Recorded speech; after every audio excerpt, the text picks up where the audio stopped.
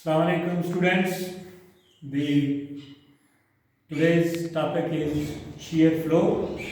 This belongs to the strength of material module 2.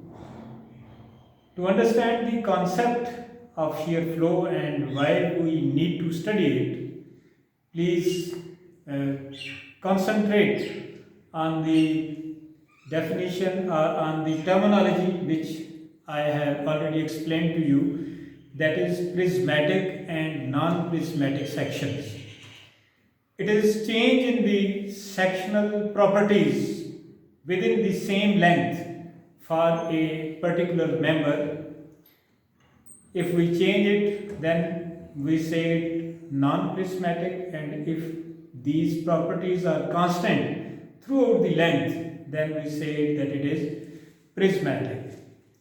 Now, why there is a need to have non-prismatic and non-prismatic sections? To understand that, I would like to explain you few things, develop the concept. Right? Now, you would appreciate that if there is a circle of a radius, same radius, and we take some segment of it, say that this is the center O and this is a segment of the circle, you would appreciate that segmental lengths at different distances from the center O will be different. Say this segmental length over here with the same angle, alright, is lesser than this segmental length. Alright, this segmental length is greater. Now, please try to comprehend it within the small curve of a beam. That if a beam has deflected between a span, may it be a very minute deflection, and that is how it does happen. The deflections are very minute in the wake of very tough materials nowadays, but even then this phenomena holds good, and let's apply this to a little aggravated curvature of the beam. Here I am trying to make it that this beam of the span length L, both the beams have same span length.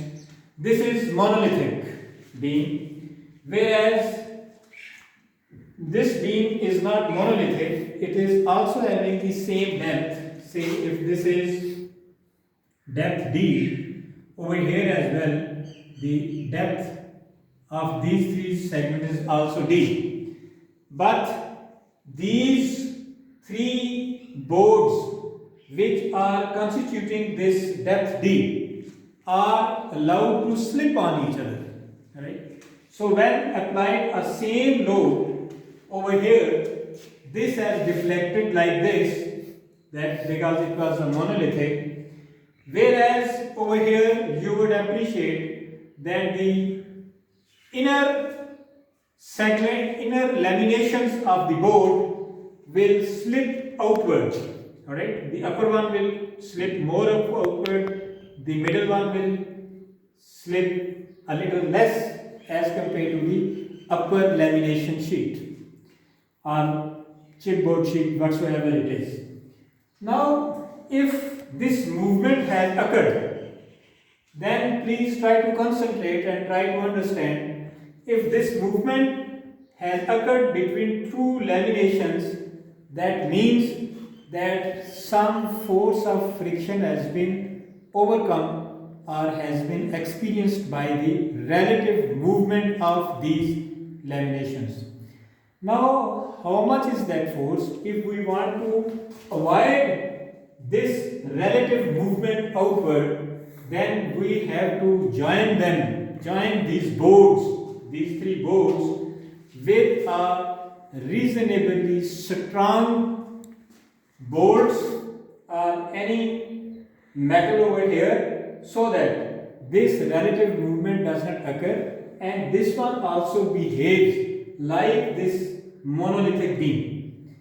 In order to design those bolts, right, we need to know that how much is that force. This force is known as, you may call it that it is a longitudinal shear. It is a shear which is occurring between two planes which are placed horizontally, alright, and in horizontal plane the force of friction or the force of shear or the tangential force between those surfaces which has taken a relative movement, alright, that is known as shear flow, alright, that is longitudinal shear flow, and it is denoted by a small letter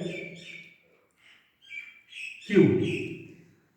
This is one reason that we need the built-up sections, alright. If such like arrangement is not available, alright, in the market, then we have to build up these sheets. We have to join them, we have to bolt them, we have to rivet them together so that they give us a greater capacity structural element. Now, how much is that force? This is one requirement of built-up sections. Alright. Now, second requirement of built-up sections, I would like to take you from the simple examples of beam in which we take two beams of same span. Say this is a beam having the same conditions, alright, having the same end conditions, and we have another beam which has also the same end conditions. Now I am trying to explain you the need for non-prismatic sections or built-up sections. Alright. Over here, span is same. This is say L span, and this is also L span, and both the beams have same transverse load between the supports, but the arrangement of the load is not same. Say if this one has 100 kPa load over here, then this one also has the 100 kPa load, but it is distributed at 2 points. Say it has 50 kPa load over here and 50 kPa load over here.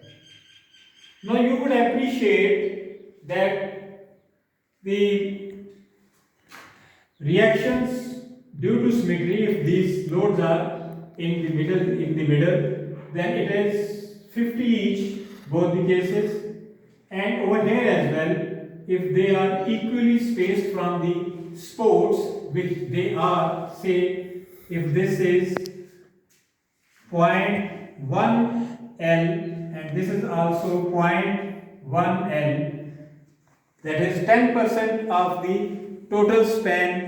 It has a distance from the support. Alright.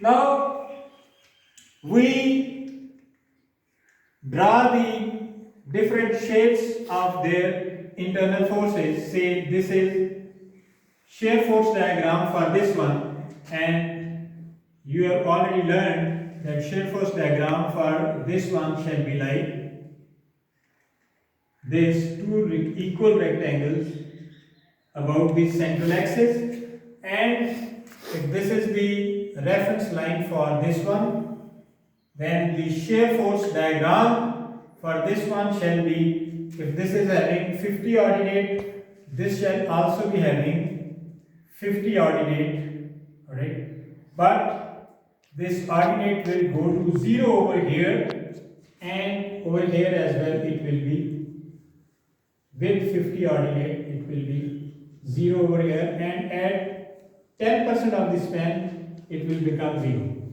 Similarly, if we draw the bending moment diagrams for both these cases, then you see the bending moment diagram for this one will be a triangle like this, alright?